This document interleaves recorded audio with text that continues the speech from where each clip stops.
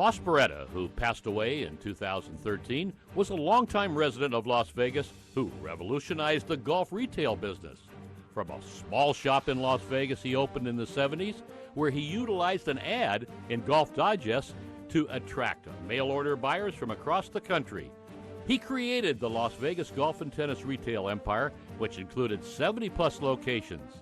Golf club company executives continually sought out Voss for advice and input, and his golden retail touch. Voss also created what is now the TaylorMade Golf Experience on the Las Vegas Strip, and was a benefactor to aspiring tour professionals, including Edward Fryatt, a 2009 inductee into the Las Vegas Golf Hall of Fame. Voss was the boss of Las Vegas golf. Well, the first thing that comes to my mind is my dad was a pioneer in the golf industry.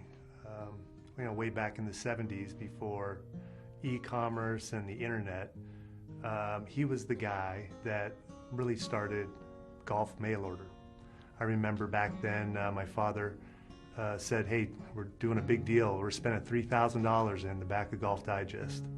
And he did a bright yellow 2-page ad in the back of Golf Digest, and I said, $3,000, oh my God. He goes, yeah, that's just for one run of this magazine.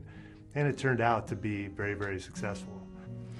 Voss was a member of the club that I was at, Spanish Trail, and he was extremely helpful as a guy who would want to help you with your business, even though we were competitors.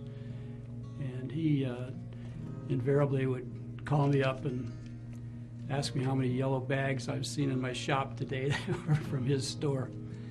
So he was a very friendly and gregarious guy, and he really was helpful to me.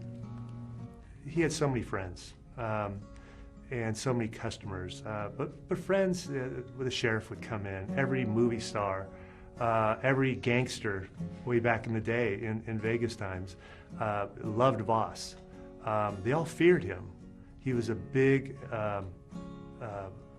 personality, big guy, with a gentle soul, but he had a UFC fighter's attitude. He didn't take any bull from anyone.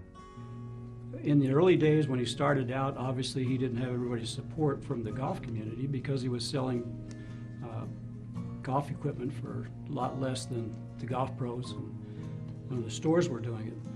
But then after they caught on and realized, those days are over, it's time to get on. You have Walmarts and you have things like that. So now you've got Voss, and I think to kind of prove out that he was right, so to speak, was induction into the Hall of Fame. It says all that. He was a pioneer in that. Nobody else was doing that.